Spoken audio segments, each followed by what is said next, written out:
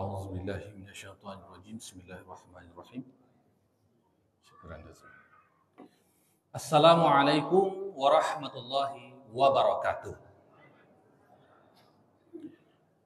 Alhamdulillahi rabbil alamin. Lakal hamdu wa ilaikal mustaka wa antal musta'an ya dzal jalali wal ikram. Allahumma fashalli wa sallim wa barik wa an'im ala sayyidil mursalin Muhammad sallallahu alaihi wasallam wa ala alihi wa sahbihi ajma'in, amma ba'du.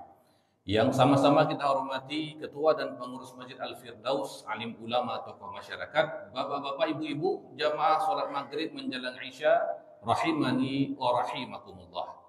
Kita bersyukur kepada Allah Azza wa Jalla atas nikmat, karunia dan keberkahan yang diberikan kepada kita semua. Mudah-mudahan nikmat yang Allah berikan ini semakin bertambah banyak, bertambah barokah seiring dengan kita memperbanyak kesyukuran kepada Allah Subhanahu wa taala. Lalu salawat seiring salam kepada baginda Nabi sallallahu alaihi wasallam, panutan kita, teladan kita. Kita berharap dapat syafaat beliau dan insyaallah kita semua umat Muhammad ini dapat syafaat beliau. Amin ya rabbal alamin. Pada malam hari ini insyaallah kita lanjutkan kaji kita tentang al-faraid ataupun hukum-hukum waris, dan pada kesempatan kali ini kita akan membahas tentang kategori ahli waris. Ya.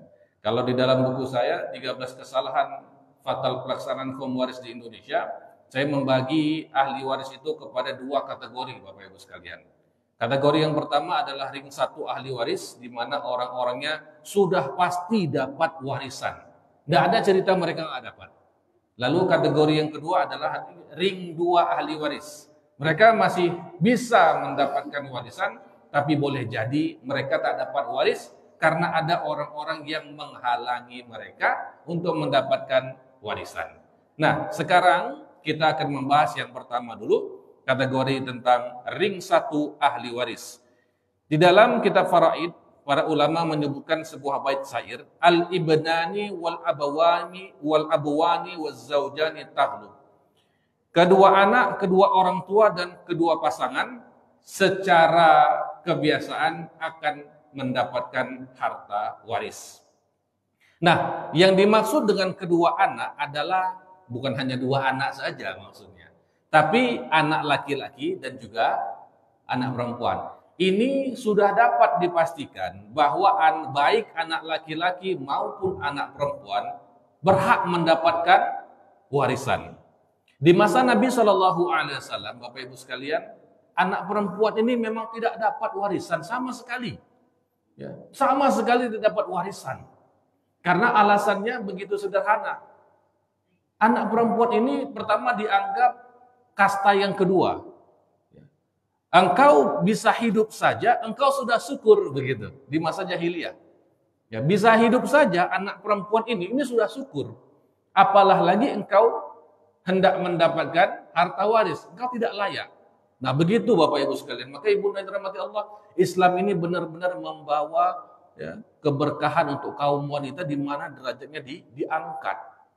Pada masa Rasulullah SAW, kemudian pewarisan itu sudah mulai berganti menjadi sistem pewasiatan, di mana seseorang yang hendak meninggal, dia berwasiat harta warisku untuk si fulan, dan si fulan. Tapi ternyata apa yang terjadi Bapak Ibu sekalian? Dalam sistem pewasiatan ini semua kan tergantung kepada si yang meninggal tadi ini, almarhum tadi. Sebelum meninggal dia bikin wasiat apa? Dan kebiasaannya kan kalau bikin wasiat itu tentu pada masa itu lagi, kita kembali pada masa itu ya, karena kita harus melihat sejarahnya. Yang dianggap penting oleh orang-orang pada masa itu kan anak laki-laki saja. Anak perempuan belum dianggap penting. Sehingga anak perempuan lebih sering nggak dapat warisan daripada dapatnya gitu. Ya.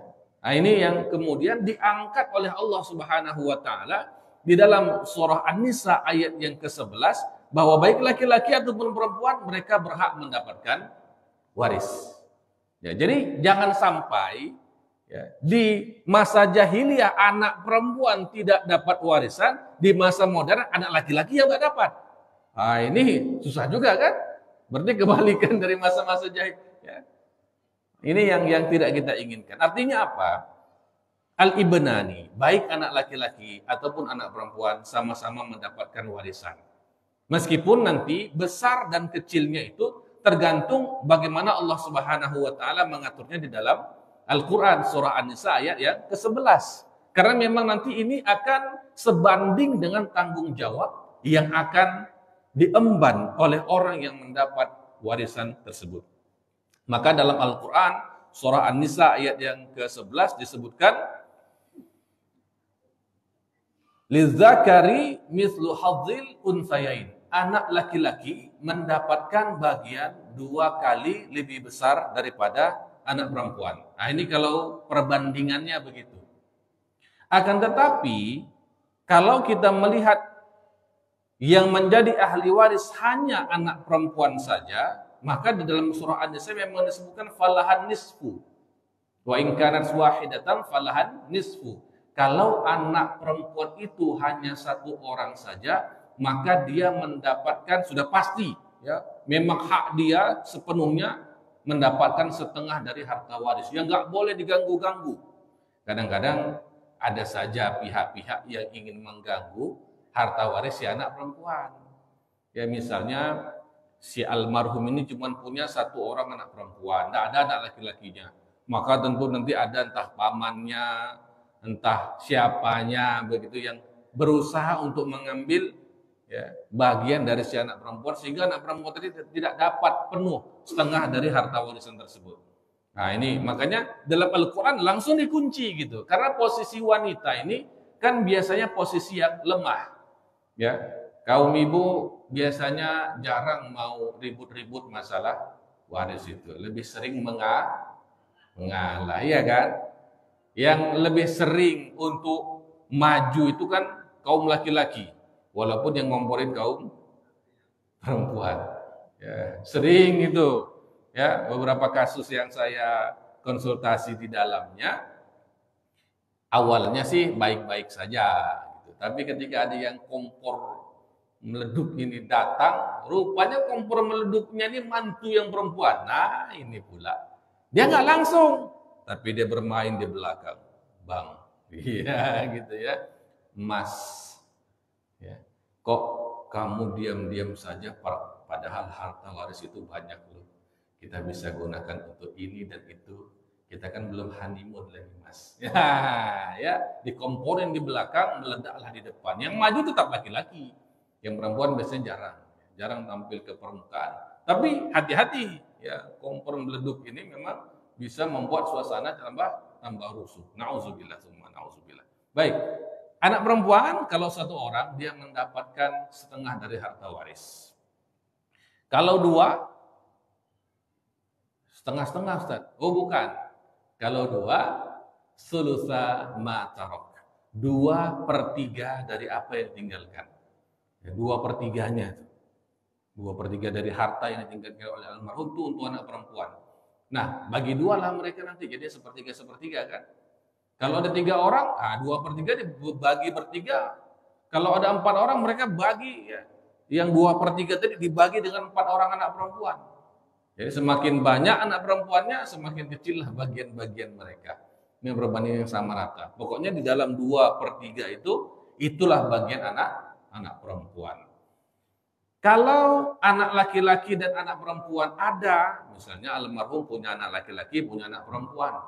Lalu bagaimana? Nah ini yang kemudian anak laki-laki menarik anak perempuan dari bagiannya yang setengah ataupun 2/3 menjadi asobah, menjadi sisa. Tapi jangan salah, sisa ini banyak. Ya, sisa ini banyak. Ya. Karena apa? Dengan keberadaan anak laki-laki dan anak perempuan ini kuat betul untuk menghalangi, ya, paman mereka atau saudara almarhum untuk mendapatkan warisan. Mereka bisa membuat bagian nenek, ya, nenek mereka ataupun ibu almarhum dari 1/3 menjadi 1/6. Ya, mereka membuat seorang kakek yang harus didapat asobah, ya, ayah dari almarhum, menjadi 1/6 lagi. Jadi kuat mereka ini. Posisi si anak laki-laki dan anak perempuan. Dan tidak ada ceritanya anak tidak dapat waris. Tidak ada ceritanya. Siapapun yang menghalangi anak mendapat waris dari orang tuanya, mereka zalim. Mereka orang-orang yang zalim. Ittaqu zulma hati-hati, waspada terhadap kezaliman. Fa inna zulma zulumatun yaumal qiyamah. Kezaliman itu adalah kegelapan di hari kiamat. Sebegitu terangnya hari kiamat, ini orang satu ini gelap sendiri dia. Ya, macam orang yang buta. Orang semua melihat matahari, dia bilang, manalah matahari itu? Orang nampak, orang dia buta. Mana nampak matahari? Begitulah nanti permisalan dari orang-orang yang zalim. Baik, itu anak perempuan. Anak laki-laki, ya, dia mendapatkan asobah, sisa. Dan memang sisa ini juga besar. Kalau tadi anak laki-laki dan anak perempuan sama-sama mereka berkumpul dalam asobah, disitulah berlaku lizzakari mislu hazzil unsayain. Anak laki-laki dapat bagian 2 kali lebih besar daripada anak perempuan. Permisalan begini, Bapak Ibu sekalian, ini ada harta dari almarhum. Ya, anggaplah misalnya 300 juta. Ada anak satu laki-laki, ada satu anak perempuan. Ya, maka berapa bagian mereka? Berapa? 150, 150? Oh, bukan. Ya. Anak laki-laki 2 kali. Jadi satu anak laki-laki dikali 2, jadi 2. Anak perempuan tetap 1. 300 juta dibagi 3. 100 juta. Ya, per bagian. Anak perempuan ambil 1 bagian, anak laki-laki ambil 2 bagian. 100 juta perempuan, 200 juta laki-laki. Nah, ini dia. Ustaz, kok enggak adil Ustaz ya? Kami kan sama-sama anak Ustaz. Nah, ini yang sering sekali, ya, dan kita harus hati-hati dengan perkataan ini, kok enggak adil, kok enggak adil. Ini ketetapan Allah, tilka hududullah. Ketetapan Allah ini. Jangan bilang enggak adil. Ya, jangan bilang enggak adil. Tapi boleh tanya apalah Ustaz hikmahnya Ustaz. Itu boleh. Apalah hikmahnya Ustaz ya? Kenapalah kami yang perempuan dapat cuma setengah dari abang kami yang laki-laki Ustaz. Jangan bilang enggak adil. Kenapa? Karena ini adalah ketentuan dari Allah. Ketika kita katakan ini enggak adil, ini kita mempertanyakan keadilan Allah Subhanahu wa taala. Nah, ini bahaya, ini masalah akidah aja dia. Harusnya ini jadi masalah hukum, ya, hukum halal, haram, berapa bagiannya, hukum waris. Gara-gara kita katakan ini enggak adil. Ini berubah dari masalah fikih menjadi masalah akidah. Mempertanyakan keadilan Allah Subhanahu wa taala. Ah, ini bahaya ini. Ini bahaya. Kenapa? Udah masuk ranah-ranah akidah ini. Berarti kita mempertanyakan enggak adil ya. Wah, ini gawat. Padahal Allah Subhanahu wa taala adalah Tuhan yang maha adil. Boleh bertanya tentang masalah kenapa? Hikmahnya. Kenapa ya Ustaz? Ya hikmahnya Ustaz. Ya kami perempuan dapat setengah dari bagian laki-laki Ustaz. Karena memang Bapak Ibu sekalian, namanya anak perempuan tidak dibebani kewajiban nafkah apapun terhadap siapapun, kecuali terhadap dirinya sendiri. Bahkan dirinya sendiri juga ditanggung. Coba bayangkan itu. Itulah enaknya anak perempuan. Anak laki-laki, si abangan atau si adikan, masih wajib memberikan nafkah kepada adik perempuannya tadi. Adik perempuan dapat 100 juta kan? Abangnya dapat 200 juta. Tapi si abangnya ini, kalau si adik perempuannya ini belum menikah, ini dia tetap nih, wajib si abangnya memberikan nafkah makan, nafkah pakaian, nafkah tempat tinggal kepada adik perempuannya. Kalau enggak bagaimana Ustaz? Zalim. Ustaz, dia kan sudah ada uang 100 juta. Iya, itu uang dia, itu hak dia. Sudah selesai masalah itu, dia dapat 100, engkau dapat 200. Tapi setelah itu, kewajibanmu sebagai seorang laki-laki, sebagai seorang abang, ya, harus menafkahi adik perempuannya. Ini makanya jadi laki-laki Pak, kita berat nih Pak. Kalau boleh-boleh memilih enak jadi perempuan aja. Ya kan? Enggak perlu tanggung jawab. Ya. Enggak perlu tanggung jawab apapun, enggak perlu. Bayangkan. Kemudian, nih misal lagi. Ya, misal lagi. Si adik ini sudah meninggal suaminya. Ya, adik perempuannya meninggal suaminya. Dapat dia 100 juta. Ya kan? Ketika meninggal suaminya, meninggal pula ayahnya. Nah, si adik perempuan ini ketika meninggal suaminya, kembali kewajiban nafkahnya kepada si ayahnya loh. Itu. Kembali kepada ayahnya. Meninggal ayahnya kepada abangnya. Maka si anak laki-laki yang tadi dapat 200 juta, dia menanggung jawab istri dan anaknya, dan dia masih harus menanggung jawab si adik perempuannya. Nah, coba bayangkan itu. Berat betul kita jadi laki-laki. Maka disebutkan ar-rijal qawwamuna 'alan nisa.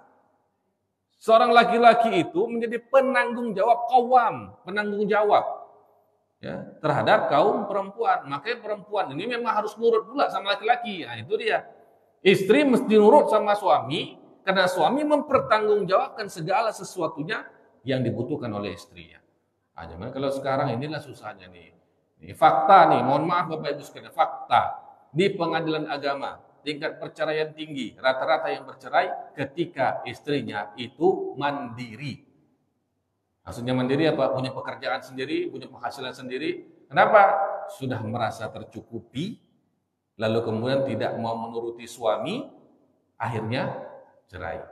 Nah inilah, ini fakta di pengadilan agama. Ya, bagaimana kajian selanjutnya itu nantilah itu ya kan, analisisnya panjang. Tapi faktanya seperti itu dengan berbagai alasan. Faktanya begitu.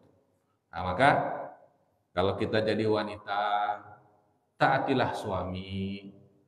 Ya, taatilah yang menjadi qawwamnya, belum ada suami taati abangnya, taati orang tuanya, ayahnya, supaya masuk surga. Jadi mindsetnya jangan lagi mindset dunia lah. Ya. Mindset kita yang sudah mengaji ini mindset akhirat. Kalau kita berpikir kenapa mesti taat sama suami? Ya karena Allah. Bukan takut sama suami, bukan. Sama sekali bukan. Kalau takut sama suami, di saat nanti suami sudah lemah, mulailah istri yang naik begini. Oh, habislah suami itu. Tapi kalau niatnya adalah takut kepada Allah, bahkan walaupun suami sudah di atas kasur, ya tak bisa bergerak lagi dia, lumpuh lagi dia tetap menghormati suaminya, menghargai suami. Kenapa? Bukan karena suaminya, karena Allah Subhanahu wa taala. Begitupun suami harus bertanggung jawab terhadap istri. Seberapapun misalnya istri tidak mau menurut, susah dibilangin, tapi namanya tanggung jawab kasih makan istri, itu masih tanggung jawab suami. Tak bisa dia lepas tangan adalah, nggak mau nurut adalah, nggak usah kasih lagi uang bulanan nih. Ya, uang belanja biar aja lah. Nggak bisa. Talliquhunna aw sarrihuhunna bil ma'ruf. Ceraikan saja kalau mau seperti itu. Sehingga dikembalikan tanggung jawabnya kepada orang tuanya. Kalau digantung, ini zolim. Sepanjang hari ini zolim laki-laki seperti ini. Ada, bukan nggak ada. Ya, tidak gentle dia. Sudah cerai tidak mau, tapi tidak memberi juga nafkah kepada istrinya. Ini sepanjang hari, setiap detik dia berdosa. Zolim. Ya, solatnya banyak, akan kalah banyaknya solat dengan kezolimannya. Karena zolim termasuk salah satu dari 72 dosa besar. Baca kitab Al-Kabair, dosa-dosa besar. Tengok di situ, zalim. Ada itu. Ya, baik. Kita kembali lagi ke masalah ini. Ya, yang pertama tadi masalah kedua anak. Oke, baik. Ada yang ingin bertanya masalah kedua anak ini? Silakan Pak Haji. Waalaikumsalam warahmatullahi wabarakatuh. Ya.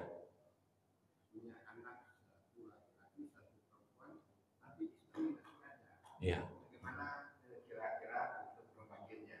Baik. Karena yang keduanya, Ya.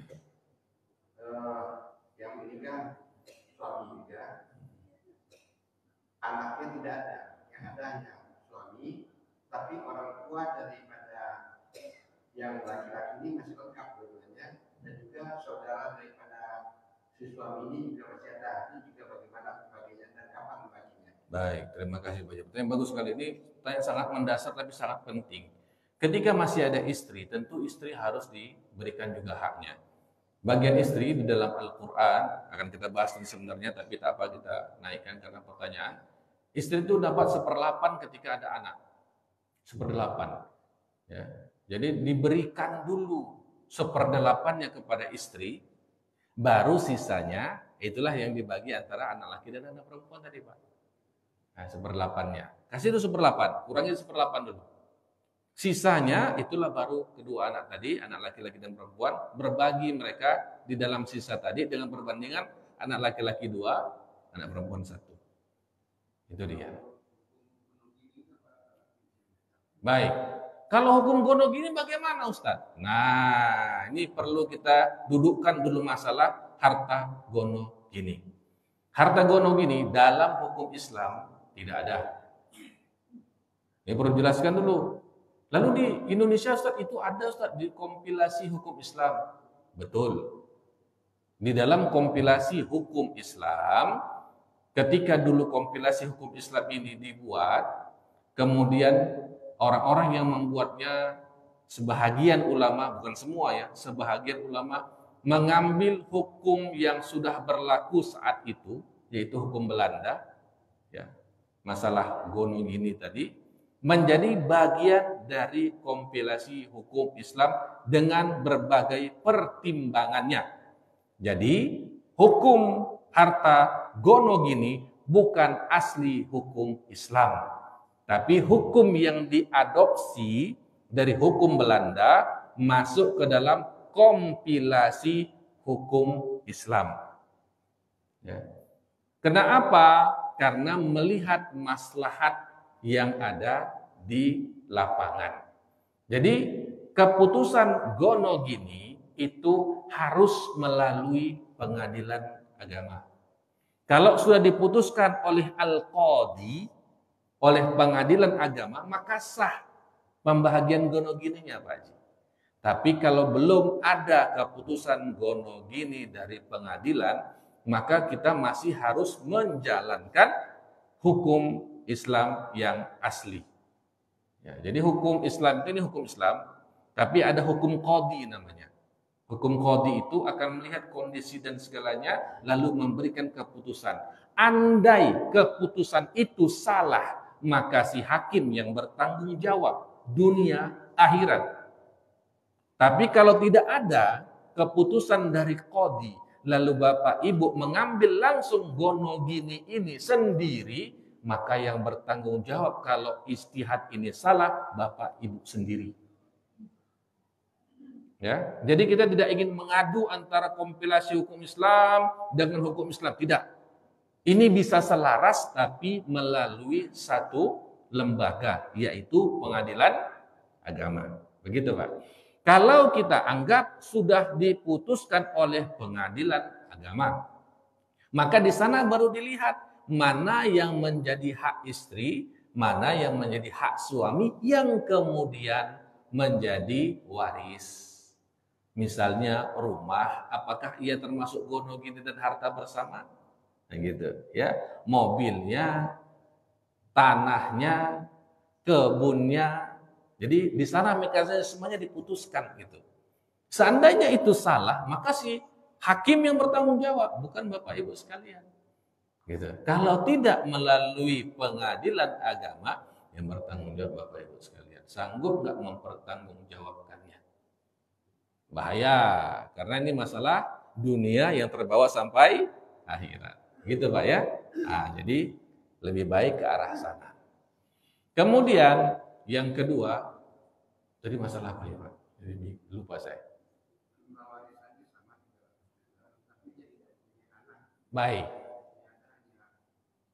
Istri dan orang tua dan saudaranya. Baik. Suami istri belum diberikan rezeki anak. Lalu kemudian si laki-laki atau sang suami meninggal. Maka hartanya ini bagaimana? Kalau kita kembali pada gono gini Pak, maka putuskan dulu gono gininya yang mana di pengadilan agama. Ya, anggap sekarang kita nggak bicara gono gini. Ya, anggap nggak berbicara gono gini, atau gono gini sudah diputuskan, tinggallah yang harta waris. Maka dari harta waris sang suami yang meninggal tadi, istri mendapatkan 1/4 harta warisan. Itu dalam surah An-Nisa ayat yang ke-12. Ya. Itu. Ada orang tuanya Ustaz dari almarhum, ada saudaranya almarhum. Ayahnya almarhum kalau masih ada, maka dia menjadi penghalang bagi saudara almarhum. Kasus yang pernah sekali datang selesai pengajian, ya, seorang ayah dan ibu, dua orang tua, ya, usia mereka mungkin sudah 60 lebih lah, datang kepada saya di dekat mobil, tanya, Ustadz, kami mau nanya Ustadz, boleh anak saya ini menikah, ya, tapi mereka belum dikaruniai anak, tapi anak saya ini sudah punya rumah Ustadz, sebelum menikah sudah punya rumah, sudah bekerja, bagus pekerjaannya, punya rumah, sudah punya mobil, ya, kemudian anak saya ini qadarullah meninggal Ustadz.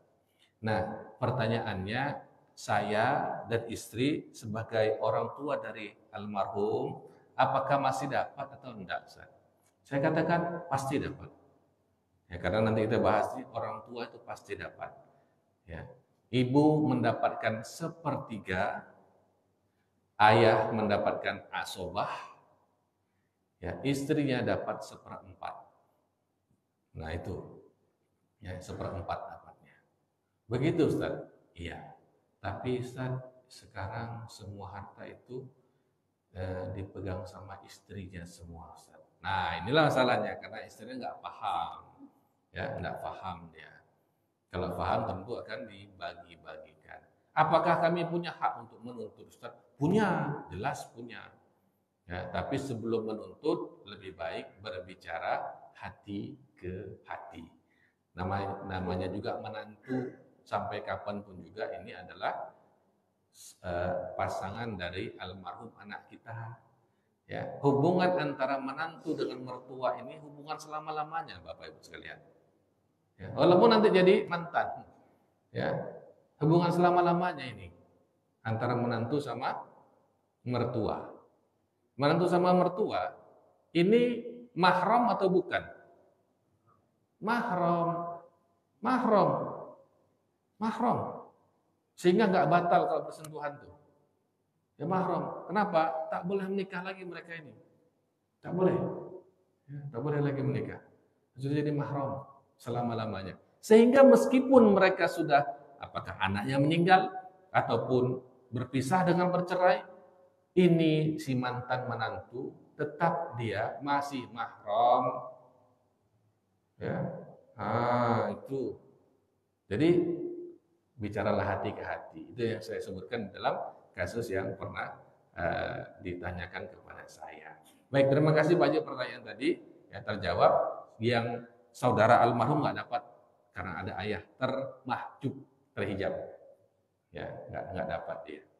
Kalau ayahnya meninggal Ustaz, ada ibunya saja, ibunya dapat sepertiga, asobahnya pindah ke saudara. Nah, jadi tetap dapat, ya tetap dapat itu. Subhanallah. Baik, kita lanjutkan sedikit, lalu kita buka sesi tanya jawab lagi. Baik, tadi sudah kedua anak, laki-laki dan perempuan, sekarang kedua orang tua sudah pasti dapat. Ini surah An-Nisa ayat ke-11. Wali abawaihi likulli wahidi minhuma as-sudus mimma tarak. Untuk setiap keduanya mendapatkan 1/6 dari harta yang ditinggalkan, in kana lahu walad. Kalau ia punya anak, artinya almarhum punya anak, dia dapat 1/6. Ya, 1/6. Ini seperti yang kita sebutkan tadi, tapi pasti dapat, nggak mungkin nggak dapat. Sama ada si almarhum punya anak atau tidak punya anak, pasti dapat. Cuman bagiannya bisa beda-beda. Kalau dia punya anak, almarhum tadi punya anak, maka ayah ibunya 1/6, 1/6. Tapi kalau si almarhum tidak punya anak, maka ibunya nanti mendapatkan 1/3, fa illam yakul lahu walad wa warithahu abawahu fali ummihi sudus. Ya, ibunya dapat 1/3, ayah dapat asbah. Itulah yang menjadi bagian dari harta almarhum terhadap kedua orang tua. Ini pasti dapat. Nggak boleh enggak. Ya, sama ada kita langsung membaginya atau melalui mekanisme tadi harta gonogini dulu. Walaupun melalui harta gonogini tetap dapat. Kan gonogini itu hanya memisahkan harta ya antara suami dan istri, mana yang menjadi hak mutlak milik istri sebagai sebuah harta bersama dan mana yang masih menjadi waris. Ya, ketika ini jadi waris tetap saja orang tua almarhum mendapatkan waris. Maka jangan curang. Curang bagaimana Ustaz? Di pengadilan agama itu ada namanya penetapan ahli waris. Jangan curang maksudnya jangan curang, harus memberikan keterangan yang sebenar-benarnya. Kadang-kadang ada yang berusaha menutup-nutupi. Ketika ditanya, ini orang tuanya dari almarhum ini bagaimana, sudah tidak ada. Ada pula yang begitu, sudahlah kita inginnya yang jadi ahli waris biar kami saja, istri dan anak-anak saja. Anaknya perempuan semua, padahal ada saudaranya almarhum yang bisa mendapatkan asobah. Ini tidak boleh, ya. Jangan curang, ya.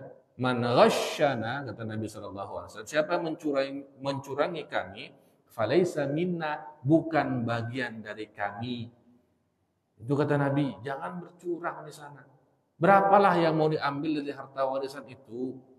Kalau harta warisan itu diambil dengan cara yang tidak benar, tidak barokah. Ya, tidak barokah.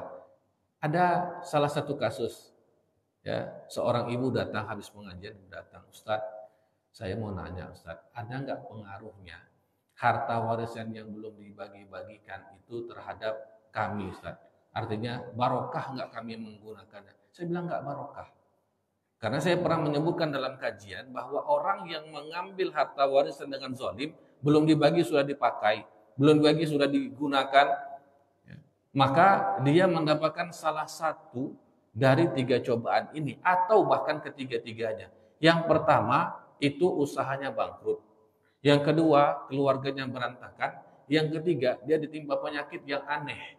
Sakit tapi nggak sembuh-sembuh. Nah, si ibu ini yang ketiga ini dapat. Dia tinggal di tanah warisan milik ibunya, milik kakeknya, mohon maaf, milik kakeknya. Tapi tanah itu belum dibagi-bagikan karena ibunya dia belum mau membagikan kepada adik-adiknya. Maksudnya ditahan sama ibu dia paling besar. Ditahan. Ya, nggak mau dibagi-bagi. Akhirnya karena si ibu ini sayang sama anak, udah pakai aja nak. Pakai aja tanah yang ini, kata ibunya. Si anaknya enggak tahu dia. Dia bangun aja rumah di sana. Sakit. Sembuh sebentar, sakit lagi. Sembuh sebentar, sakit lagi. Ya, sakit si ibu, sembuh, sakit si anak. Ya, sembuh si anak, sakit si suami. Itu yang terjadi. Itu langsung orangnya bilang sama saya. Akhirnya apa saya bilang? Ini perlu harus segera. Ya, harus segera. Bertambah parah penyakitnya itu ketika salah satu dari saudara emak dia itu yang nggak mau membagi tadi, ada adiknya tuh laki-laki, pamannya si ibu tadi ini meninggal, dan si pamannya ini kan punya anak, artinya hak anak yatim nih. Makin tambah parah di situ penyakitnya. Saya bilang gini, ibu ini bagaimana? Ngerti nggak masalah waris? Alhamdulillah Ustaz, tadi datang juga pengajian Ustaz. Setelah lama saya pengajian di situ, baru itu ibu datang. Ya, diajaknya ibunya itu datang, ibunya bawanya, barulah di situ kita kasih paham dia. Ya, mudah-mudahan ya Allah bukakan hati mereka untuk membagikan harta waris tadi. Nah, ini harus hati-hati kita. Karena ya itu tadi, makin bertambah parah karena ada hak anak yatim kan. Hak ayah dia belum dibagi-bagikan karena ada si tantenya belum mau bagi. Tapi anak yatim jadi terzolimi. Nah, ini bahaya. Nah, ini dia. Baik, masalah orang tua. Orang tua wajib dapat harta waris. Ada yang mau bertanya? Wah, ini banyak nih. Ada 1, 2, 3. Sebentar 1, 2, 3. Tadi bapak-bapak, ibu-ibu dulu Pak ya. Silakan Ibu. Silakan.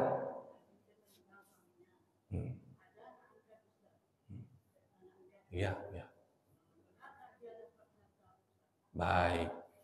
Masalah anak angkat, ini Bapak Ibu sekalian. Anak angkat dulu pada masa Nabi itu sah.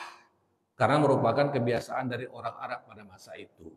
Pada masa Nabi. Bahkan Nabi mengangkat anak angkat yang bernama Zaid bin Harithah. Budaknya Nabi dulu, kemudian dimerdekakan. Setelah dimerdekakan dijadikan anak angkat. Sehingga orang-orang memanggil Zaid ini dengan bukan Zaid bin Harithah. Zaid bin Muhammad. Karena Nabi punya anak laki-laki, Qasim dan Abdullah, dua-dua meninggal. Jadi Nabi ingin punya anak laki-laki gitu. Ya. Maka diangkatlah si Zaid ini yang sudah menjadi pelayannya Nabi, budaknya Nabi selama bertahun-tahun dan bagus orangnya, diangkat menjadi anak, maka orang memanggil Zaid bin Muhammad. Tapi kemudian masalah tabanni atau adopsi anak ini kemudian dibatalkan oleh Allah Subhanahu wa taala. Ya, dan pada puncak pembatalannya adalah ketika Nabi disuruh menikahi mantan istri Zaid. Jadi Nabi dulu menikahkan Zaid dengan Zainab. Ya, Zainab. Karena ada ketidakcocokan, akhirnya mereka berpisah. Itu Nabi yang menikahkan dulu. Setelah berpisah, habis masa iddah, Allah perintahkan Nabi untuk menikahi si Zainab tadi. Jadi kayak mantu ya, suruh nikahin mantunya gitu.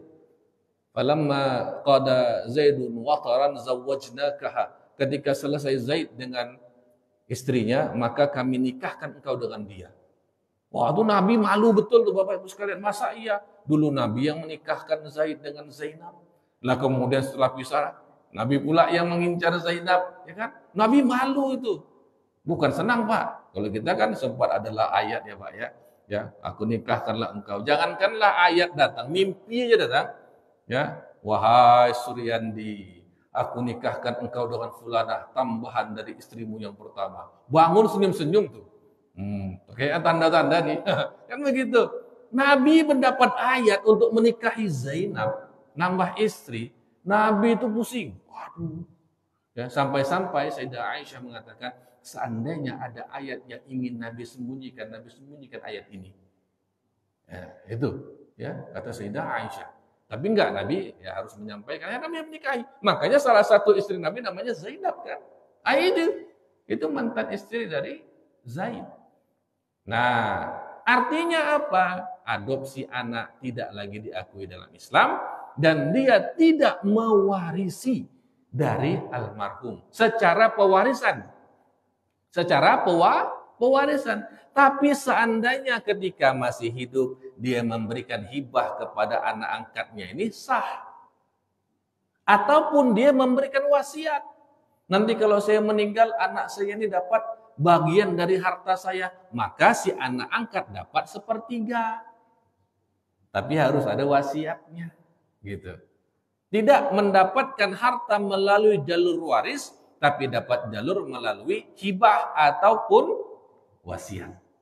Itu Ibunda ya, bukan sama sekali gak dapat, dia bisa dapat melalui 2 jalur. Jalur hibah, jalur wasiat.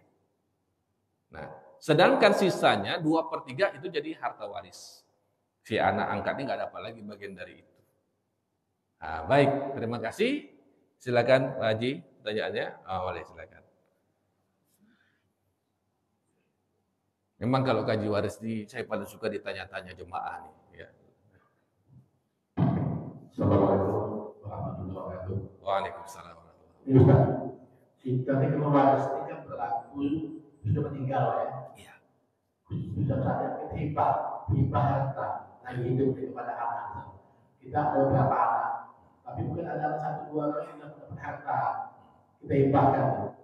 Saat kita meninggal, si pemberi hibahnya yang namanya hibah ini berhak kita untuk harta warisan. Baik.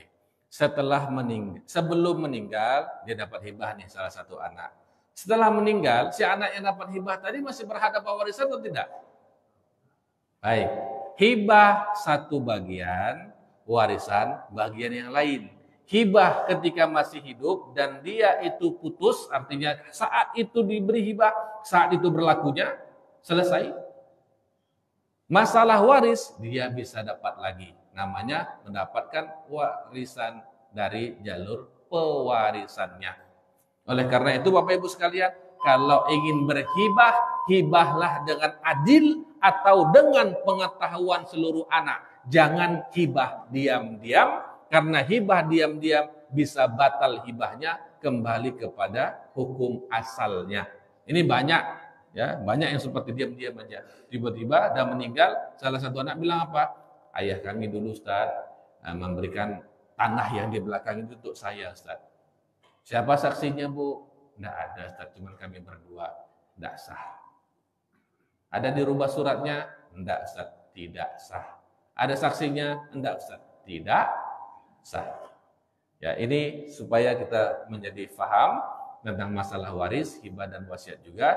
Waktu juga yang memisahkan kita. Kita sambung pada kajian selanjutnya insya Allah di waktu-waktu yang nanti ada luang kita. Mudah-mudahan bermanfaat dan mohon maaf apabila ada kekurangan di sana dan di sini. Subhanakallahumma wa bihamdik asyhadu an la ilaha illa anta astaghfiruka wa atubu ilaik. Assalamualaikum warahmatullahi wabarakatuh. Dan terima kasih kepada teman-teman yang sudah bergabung. Apabila ada pertanyaan masalah waris boleh langsung di DM ke saya. Jazakallahu khairan. Assalamualaikum warahmatullahi wabarakatuh.